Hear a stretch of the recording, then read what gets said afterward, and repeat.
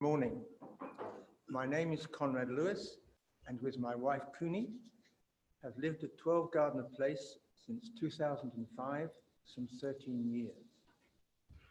I've been asked to speak on behalf of the Gardner Place residents who want the large Gleditsia trees in our street removed. Like other residents, we chose to live here because it is a quiet cul-de-sac with well-maintained, tidy gardens, full of trees, shrubs and flowers. I know of no residents who do not like or appreciate our green, relaxing surroundings. Over 25 years ago, hybrid Gleditsia tarancastos, commonly known as the sunburst or honey locust tree, were planted on the approach berms to the cul-de-sac and on the berms of the inside properties only. Supposedly growing to a height of only 8 meters, it is obvious that these hybrid Gleditsia planted in Gisborne will grow much taller than this. The rapidly growing pendular branches of these Gleditsia are thin and will touch the road and berms if not regularly trimmed. And even in medium-strength winds, these slender branches plus foliage often break off as they constantly regrow. There are also literally hundreds of coarse, unsightly, long black seed pods, often in excess of 20 centimeters in length, falling and littering the berms and road of Gardner Place over the autumn and winter months. The 6 residents in the center of Gardner Place are single older women, and all are affected by these trees. Unwanted shade, invasive and spreading root systems, and vast numbers of constantly falling leaves, small branches, and the seed pods. One resident has 5 of these trees affecting her property and berm. And all these small branches, flower bunches, and black seed pods must be regularly raked and removed from lawns and berms before they can be mowed. Earlier this year, a 5-year-old physically handicapped girl was visiting relatives at 54 Iranui Road. This property adjoins the entrance to Gardner Place. She slipped on some of the fallen black seed pods and had to be taken to Starship Hospital for corrective surgery and treatment. And during and after heavy rain, small branches, seeds and leaves regularly block the gutters and grates. And much of the initial clearing of the gutters is done by the few affected residents. The Gisborne drainage staff do their best to sweep and clear the gutters and drains on a regular basis, but often impeded by residents' cars parked in the road. And the council must also be concerned with the potential blockage of the underground storm drains, with such large volumes of debris often flowing into the Gardner Place drainage system. A few months ago, residents were asked simple questions by the council: remove the trees or not, and with what should they be replaced? Not all replied for various reasons, but it was clear that the majority of households wanted them removed. It is always sad to see mature trees removed, but these Gleditsia have become too large and unsightly for our small cul-de-sac. And the request for their removal is based purely on the practical and costly problems they are causing both residents and the City Council. These problems will compound if the trees remain. Careful and sensible consideration should be given if the trees are to be replaced. When, where, and how many. And any trees planted should complement the existing ambience of Gardner Place. Thank you for taking the time to listen to the concerns of Gardner Place residents. But before I finish, I would like to show you or give you some of the lovely trees. And in the wind, that's what the ladies living next to them. Are they edible?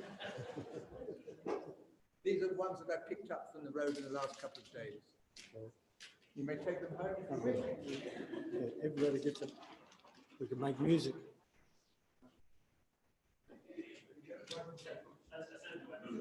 But you can see if you let people dropping in your garden, you'd have a problem picking them up.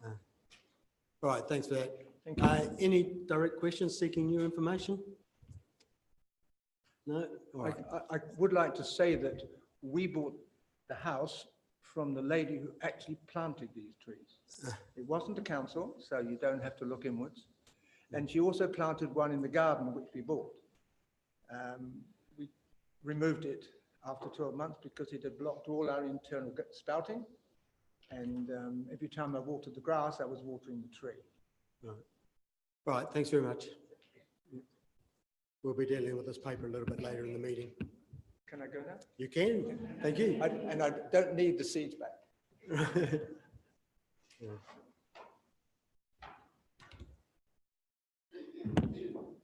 All right, there's no extraordinary business, no notice of motion and no adjourned business, so we go on to the Olympic pools fees and charges paper, which is page 18. Oh, did we want to have a look? Sorry, we have a look at the action sheet, which is page 12. Anyone got anything from the action sheet?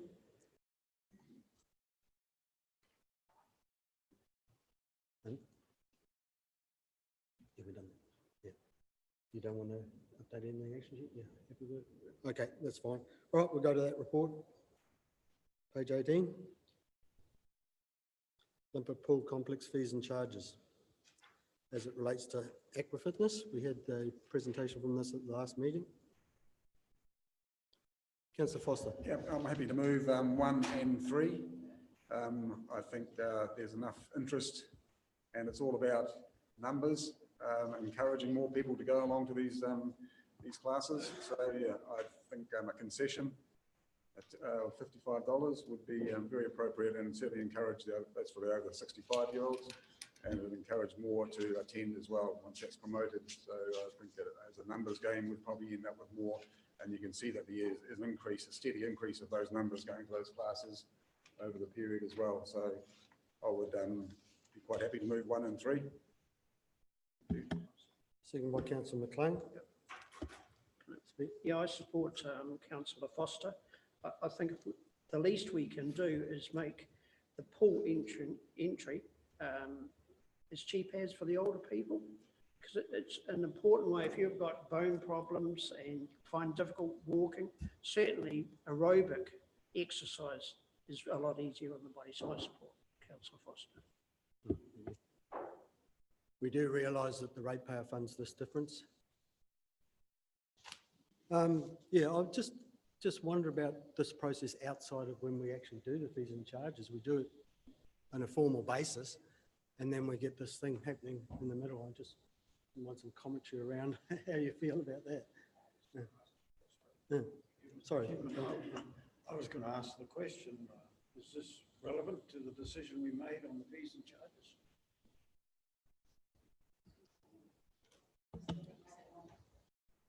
Well, through the chair, the committee actually has the ability to make these sorts of decisions outside the annual fees and charges process. I think the question around public-private balance here in terms of whether the ratepayer pays or the user pays is probably the key question for councillors in this example, because there are many affordability questions around our community and their ability to afford services that we provide.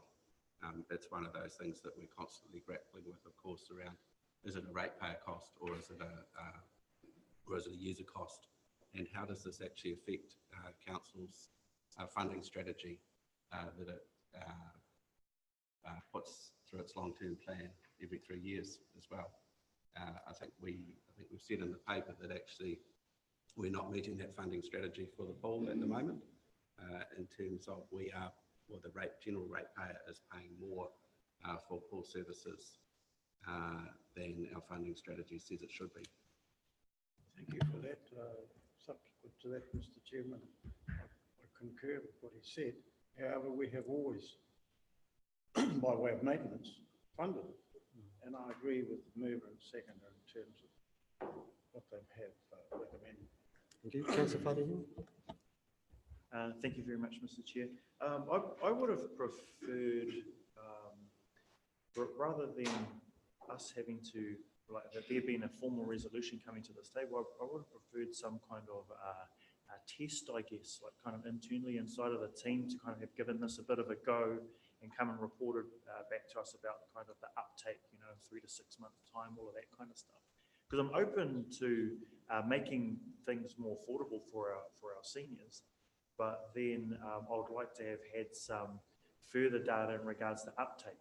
So like if there'd kind of been some kind of 3 to 6 month kind of go of this, and then you could come back and go, man, numbers skyrocketed, and 300% of people are now in there, would feel a lot more comfortable at kind of solidifying that personally as a member of the community, I'd feel a lot more comfortable in solidifying this.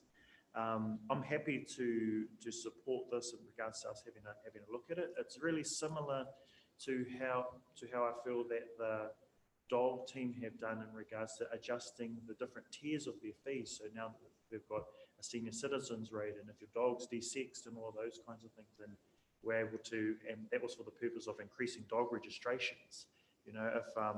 If we're looking at trying to get more users into the Olympic pool, then that would help. I'm happy to support this in this form, but I'd like to see if it actually has tangibly increased the numbers of people using these concession cards for these classes in the future.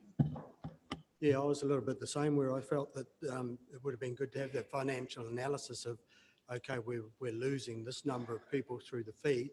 What do we gain by dropping the fee? I know it did say in the report that it was difficult to make that analysis, but I think just conceptually or my thoughts on it, we're probably going to be in about the same place. I don't think we're going to go backwards. Through the chair, I think that's a fair point. The committee may wish to treat this as a trial for reassessment at the next fees and charges review for the next annual plans. Councillor Dowsing. Thank you. Yes, I felt very similar when I read this report, and it was only not wanting to be a miser that kind of made me support the reduction. Seniors aren't the only group of our community who don't have the means to afford access to the pool. So whilst I agree in sentiment that it's a very appropriate thing to do, we should be looking more at how we recover the cost of operation, and if that means increasing capacity for those activities so that we get one more person in the pool and we make up for that shortfall, then great. But we want to take it as an approach that we can look at reducing the charge for all of our community. So if there is if there's a way to apply a concession model that works for the entirety of our community by making up for that shortfall of funding, then that's the approach we should be taking, not just being willing to reduce our income to support a small sector of society. Well, when I say small, it's a sector of society. So it's not a strategically accurate decision to me. I would like to take a more strategic approach of how we enable more people to use it to make up for that shortfall of revenue that we achieve by it. Yeah. Councillor Foster. Yeah, just one reply there. Being an over 65-year-old, and I cards in the mail.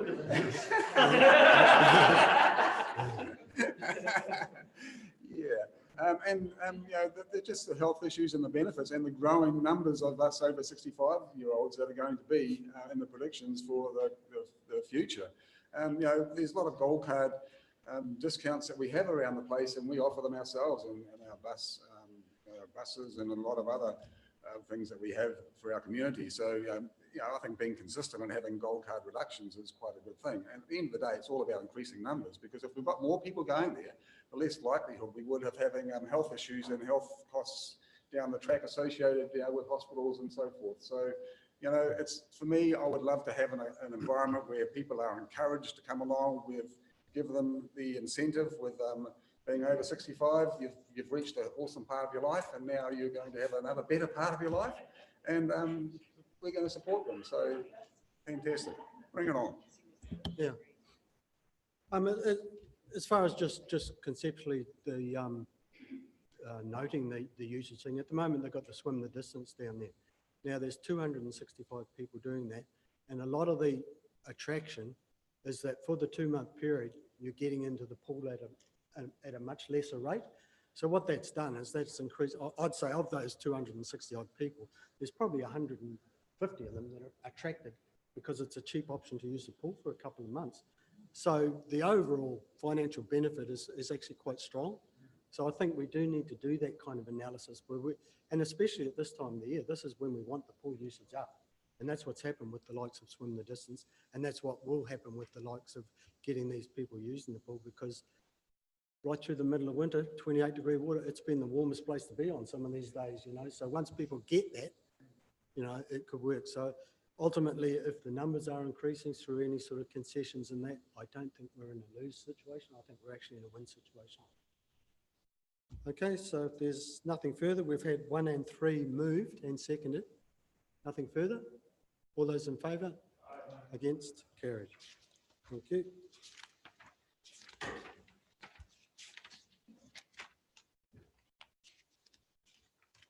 I don't know if my page numbers are the same as here, but 28, thank you.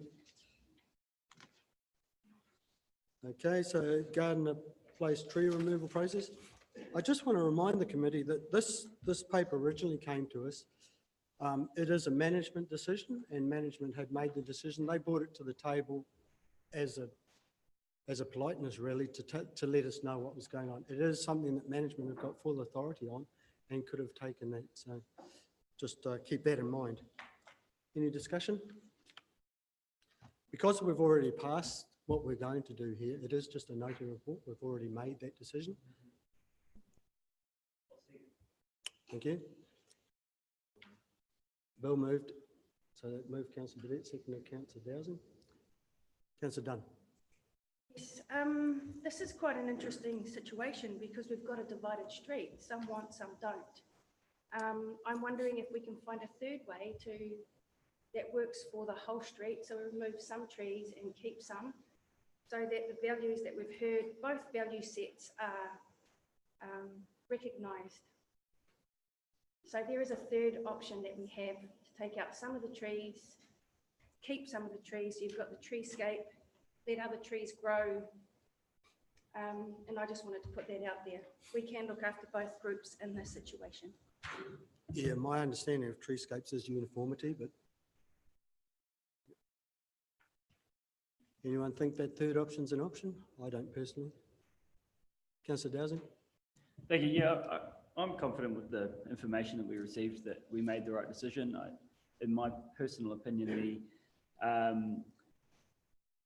the planning around trees has improved significantly in this past term since we've, with this council. We didn't have any budget set aside for replanting 2 years ago. So if this was done 2 years ago, they would have been removed and nothing put in place. We're in an amazing situation here where we got to canvass the street, find a suitable species that was from our trees and gardens plan that we've developed, and making sure we've got suitable species across our city. And now we're able to deal with a problem that has been recognised and replace it with something that will enhance the area. And it is a matter of time for those to become as established and grand as what is in place at the moment. But we do our best to get well-established plantings and put in place a visibly appealing treescape. And you can see what we've done at the Inner Harbour at the moment. There's a beautiful planting in that area with our new plan. So I think we've made the right decision, and I'm happy to support it. Thank you.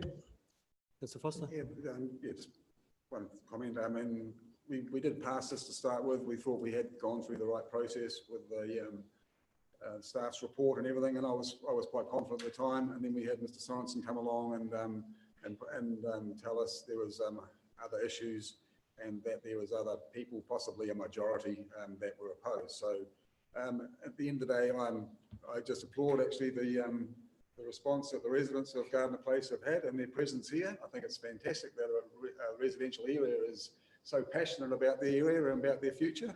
So well done. But at the end of the day, I'm happy to go with the call for our staff and the original intention. I think at the end of the day, in a year or two's time, when those trees, the new trees that are planted are grown, natives, they'll attract more native birds. It'll be a fantastic, better environment and maybe cleaner, and our infrastructure will be safer, which is main. So, yep, I'm happy to go with this call. All right, thank you. Nothing further. All those in favour? Against? Carried. Now we've got the Youth Council. Mr. Chairman, Yep. from when this was first promoted to us, I've been a supporter. They are the future for us. I think personally, as a council, we should give it our best shot to make this thing successful. It hasn't been very successful, and it's had its ups and downs over the years. It's also had lack of attendance from people quite close in the city and from further afield. So I think the staff have endeavoured to get it right. For me, I'm prepared to support what is here with us as a recommendation. Thank you, Bill. Councillor Finn. So Thank you, moving, Bill? Mr. Chair. Reading through this report, I actually thank you for the report. I actually think it lacks real guts and substance. I don't find anywhere in here that it says that there should be representation at our table. I think there should be. By the chair of the Youth Council, I would propose it as future Tairāwhiti, given it is their future and real decision making. I would also like to see that the actual mayor is involved in the process of interviewing these people as well. I think, like Councillor Burdett said, we need to give this a real go. If it's about what we ideally want is succession planning to this table. And I think that having some more substance by allowing them to be at this table should be a no-brainer. So community development rather than any other committee or council full? Future Tairāwhiti at least. Okay. Yep. It is something we've done. We've had two in my time here. We've had two. It's been difficult. You know, we've got to figure out why we're having those difficulties. Yep, absolutely. And I see likes of Rotorua has done it before, I think in 2013, 2014. Yeah, I just think, you know, even if I think reducing the numbers to 9 is great. I think maybe we suggest we mentor, you know, you take on a mentor of one of the council, one of them. We need to put some real guts into it and some real support. Thanks for that, Councillor Finn. Yeah, I'll just go to councillors that come back to Joe. We'll go to Joe first, sorry, and then Councillor Faring and then Councillor Foster. So thank you. Good morning, everyone. Sorry for my croaky voice. Totally understand the sentiment of having a youth council member at the table. That I think should be a decision for the new council to make in terms of how they would like that to run and if that's an option that they could see working. I don't think now's the time to make it, but definitely take that on board and we can come back to the new council. And I know that we'll be looking at the committee structures as well, which will provide a good opportunity to incorporate the youth council as part of that discussion. Councillor Faring, Councillor Foster, and then back to you. Thank you, Mr. Chair. I want to echo my support for Councillor Finn. We do need to elevate the involvement that youth rangatahi have with our council entity and our committee structures.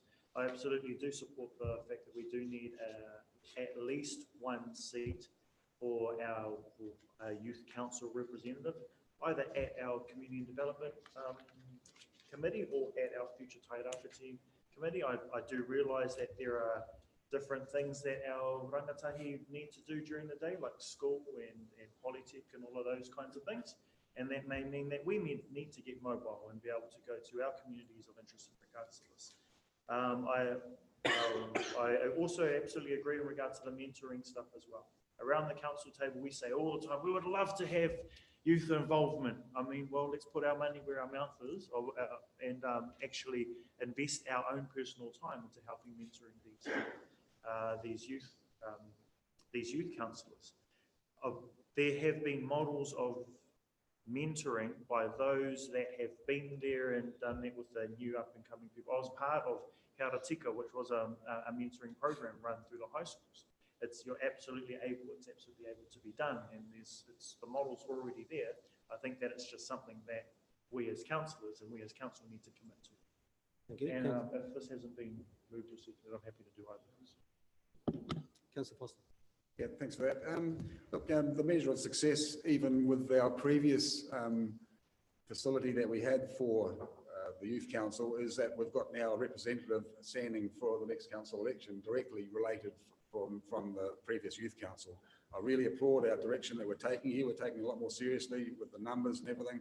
And when you look nationwide, you know, youth are standing up. Youth are standing up right around the country. And if it takes climate change to make them alert, well, that's fantastic, because there's a lot of other issues out there that they can bring to the table and bring their passion and their perception. They're the future, and we're here trying to mould that future. They need to have a voice. So, you know, any way that we can promote that and have them directly involved, I'm really happy to hear that we could have them at our table here, community development and Future Tarawhiti. Yeah, it's time to educate everybody, and they can educate us. Councillor Finn, then Councillor Dowsing.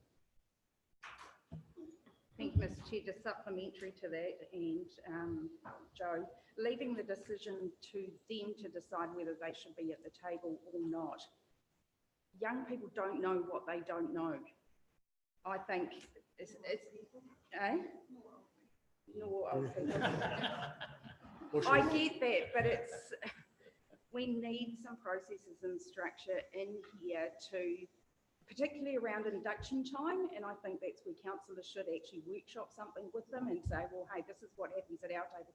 This is the big issues. I know you do allude to that in here, but there needs to be some real foundational stuff happen in there where we work together and allude them to, hey, this is what really happens around the big table, because they may not even be aware of that. So leaving the decision to them to make a decision around something that they don't know about, I think is, we need to be involved in that. Thank you. Thank you. It's interesting to me that we identify this as a failure, really, because it seems to have been our most successful youth council that we've had, because we now have a candidate coming out of it, as Councillor Foster mentioned. Perhaps it's frustration that drives councillors to run, because she's obviously wanting to have more input at this level. And when I look at this report, it worries me that they're redefining the purpose to be more engagement specific instead of more leadership specific, is actually turning them into an asset for staff instead of a body unto themselves that can achieve things of their own right. And it doesn't mean that there's not a purpose of engagement within their role. You know, they may be, but I think it's for them to define what outcome is desired from the engagement that they do undertake. For example, if they're going to be at the AMP show, then what is the outcome that is desired, and let the Youth Council define that desired outcome and make efforts to achieve that.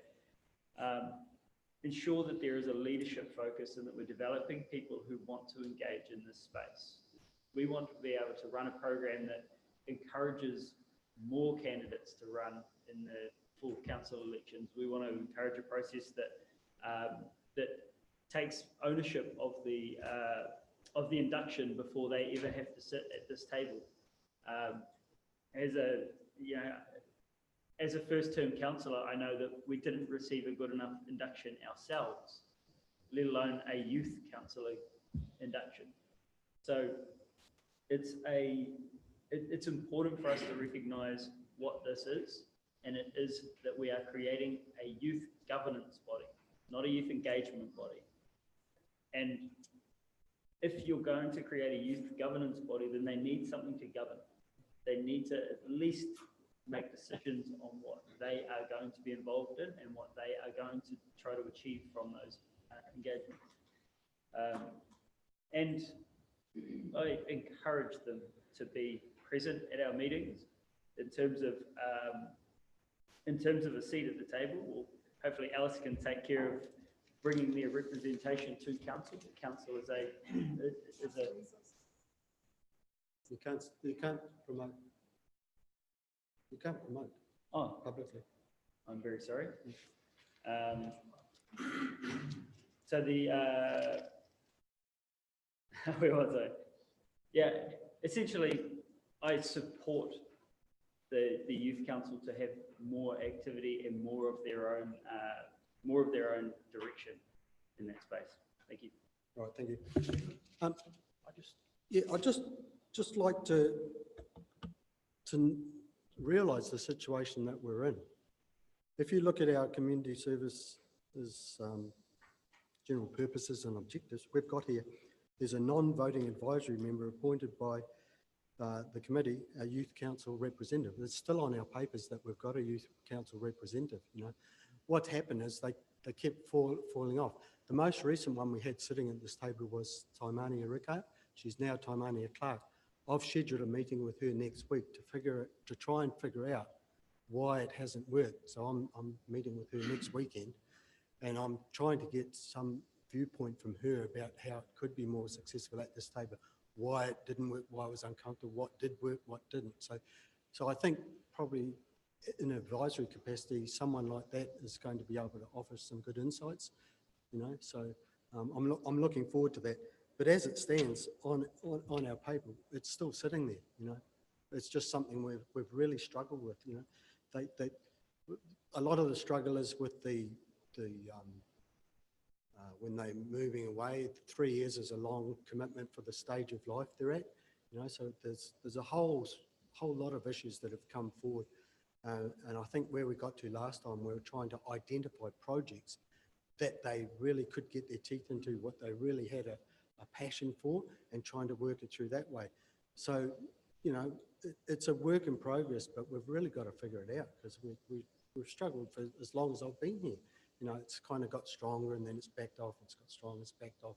We need to get some sort of system there where they're fully engaged all the time at a level that they want to be engaged, because that's the other thing. They've got to want to be here, you know, and if our process is too formal or too formal for them, you know, they're not going to want to be here, you know. So, yeah, it's just something we're going to have to put a lot of work into. Chairman? Yep. I echo your thoughts in terms of what you've said. I think the key to it is mentoring. I can remember that young lady I used to pick up and bring down from the coast to our community development meetings. When we first got cracking, I used to have to wait till she got out of bed. When the enthusiasm arrived and stepped up, she would be waiting for me. She has gone on to better things. She's now meaningfully employed with MPI in Wellington and comes back to see us, tells us of our progress. So it works if we mentor them. Councillor Foster. Yeah, just to comment on, you know, we're comfortable where we are because we've been here for quite a long time now. You know, when you first walk in here, this is an intimidating environment for anybody, not just youth, anybody, you know. So it's all about relationship building and getting people feeling comfortable. Now, when we have our induction with new councillors, the new ones are going to be feeling exactly the same, you know, and it'd be good to be able to pick up that the representative at least of the youth council at that stage to come into some of the induction processes that we go through as a new council, so they can get their head around the whole concept and start feeling comfortable in that environment, because you know, it's just human nature. The more times you turn up to an environment, the more relaxed you start feeling. The more relaxed, the better thinking, the better decisions you make. You know, so I don't know. I know they've got the school and all the other different things in their life to do, but you know, it would be good to have them involved at such an early stage and build that confidence, build that relationship with them as we on our journey ourselves with the new council. Councillor McLean, then Councillor Dunn. Thank you, Mr Chair.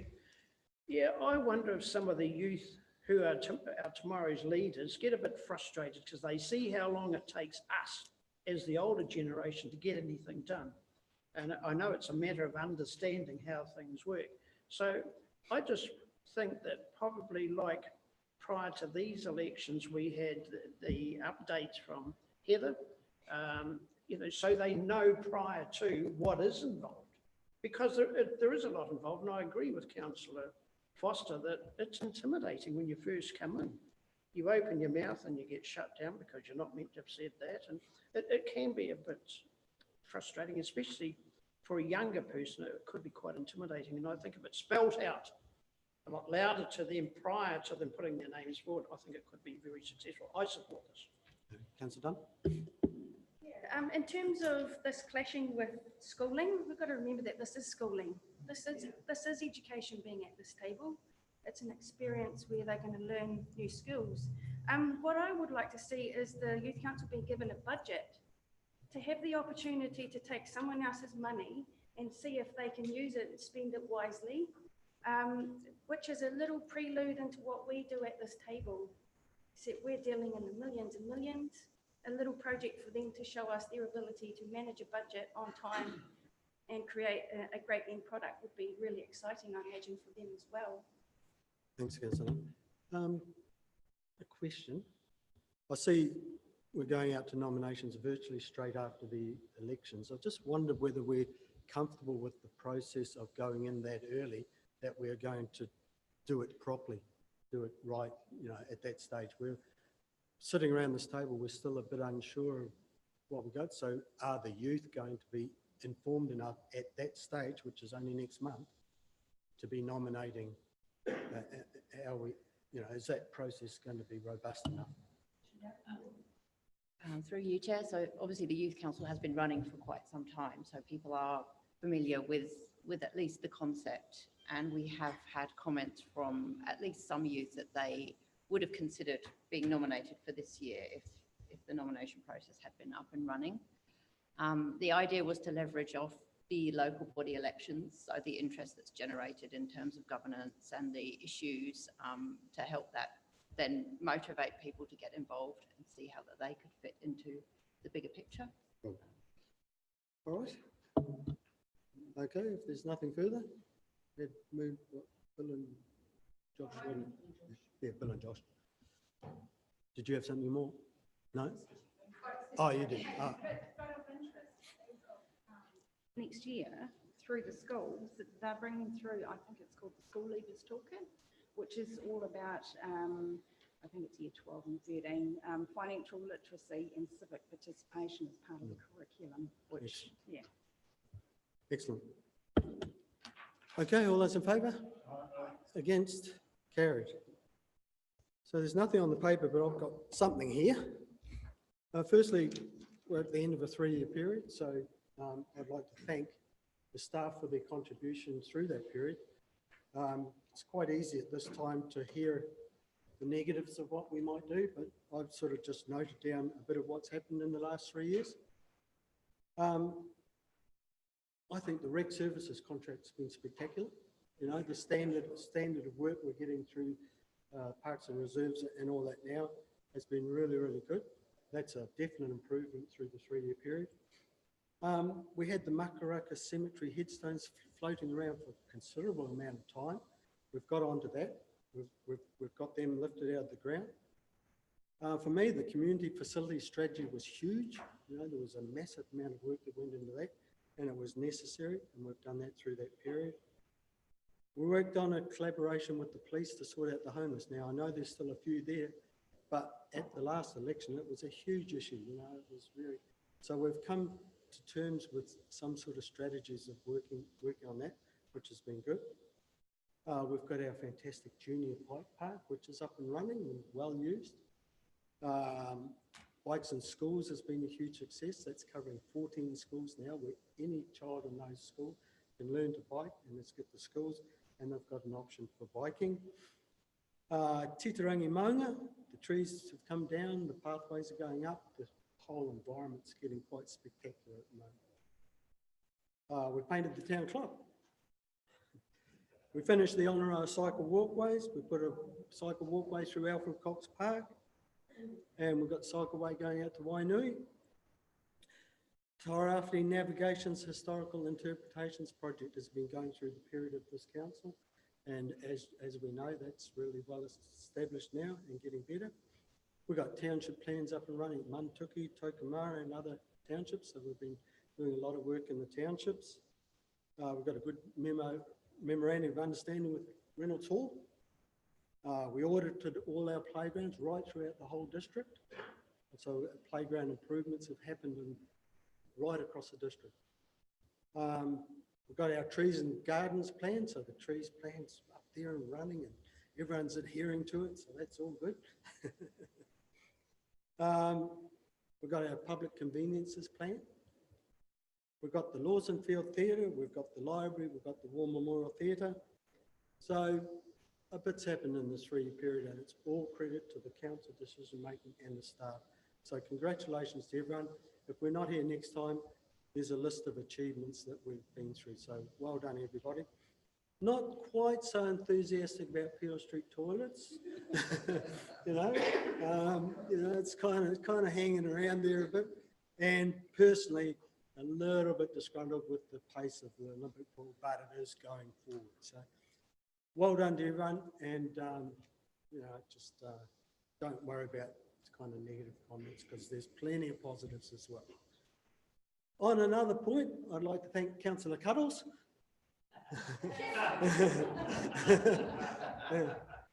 Sorry to lose you, Karen. Been a great contributor through the 3 years, and best of luck going forward. And best of luck to all the councillors that are standing again in these current elections, and we'll see what happens next month. All right. Thank you for your leadership. You've been here quite some time.